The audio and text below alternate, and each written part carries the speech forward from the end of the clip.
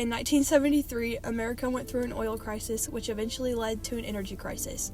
This changed the way that America viewed using foreign oil forever. The next clip is also from this week's looks at how the lack of oil affects not only the U.S. car industry, but everyday lives of American citizens, that first aired June 12, 1974. This energy crisis in America caused chaos amongst the citizens of the United States. This caused the economy to shrink and major inflation to occur. The chaos amongst the citizens came mostly from the shortage of gasoline. Citizens were going to get gas in groups of hundreds. Cars were lined up at gas stations to get gas immediately after the oil embargo was announced. President Nixon had to ration the gasoline in order for everyone to have enough. Gas stations began to run out of gas, and the price of gas shot up by 40%. Because everyone was so worried about having enough gas and having to pay far too much for it, this caused car dealerships to lose business. The only cars at the time that were being sold and bought were expensive cars with high gas mileage.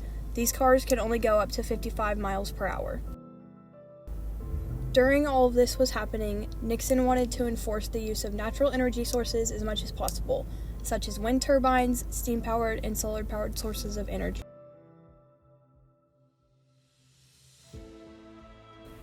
This is a clip from This Week Looks at how the lack of oil affects not only the U.S. car industry, but also the everyday lives of U.S. citizens. This first aired on June 12th of 1974. America is 80 million gallons of oil a day short now that the Arabs have turned off the tap. There is no way that she can make up the loss. In the next 10 years, it is forecast that America will consume more oil than she has used up in the past 100. America cannot meet these demands by herself. She'll have to discover new sources of energy. For the moment, America has reached the bottom of the barrel.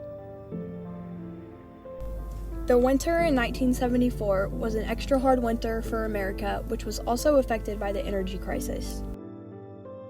American citizens had to find other ways to heat their homes that did not use oil.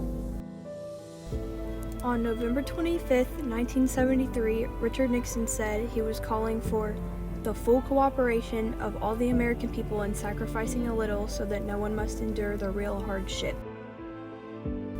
He called to Congress to enact a series of measures to cut back on the consumption of oil. This also affected airway traffic. Nixon had to order a 25% reduction in jet fuel for passenger flights. This next video is President Nixon announcing his Project Independence on November 25, 1973, and explaining how America does not have it as near as bad as Europe and other Western countries. When I spoke to you earlier, I indicated that the sudden cutoff of oil from the Middle East had turned the serious energy shortages we expected this winter into a major energy crisis. That crisis is now being felt around the world, as other industrialized nations have also suffered from cutbacks in oil from the Middle East. Shortages in Europe, for example, are far more critical than they are in the United States. Already, 7 European nations have imposed a ban on Sunday driving. Fortunately, the United States is not as dependent upon Middle Eastern oil as many other nations. We will not have a ban on Sunday driving, but as you will hear later, we're going to try to limit it. Nevertheless, we anticipate that our shortages could run as high as 17%. This means that we must immediately take strong, effective countermeasures. Important things that happened from Project Independence included lowering the speeds to 55 miles an hour, converting all of the oil plants to coal, and completion of the Alaska pipeline system to divert federal funds from highway construction to mass transit. Unfortunately, Project Independence failed, and the oil consumption rates rose from 36% in 1971 to 50% in 1979. This next clip is also from This Week's Look at how the lack of oil not only affects the U.S. car industry, but also the everyday lives of American citizens. Cars consume 30% of America's oil. Because people are not buying big cars, General Motors, the biggest car manufacturer in the world, will cut production this month by 80,000 cars. It's a crisis of such proportion that we probably haven't even begun to grasp it yet as far as the country is concerned. I have said to myself and to others that this is a Pearl Harbor again as far as the United States is concerned, because of the fact that it envisions a whole change in our lifestyle, a whole change in the way this country has been built.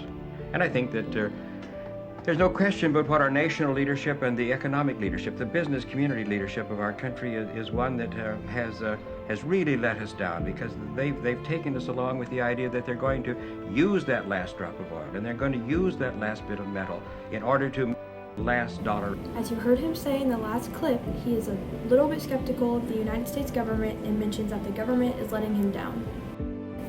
Which leaves the question, why did the government not do more about the issue?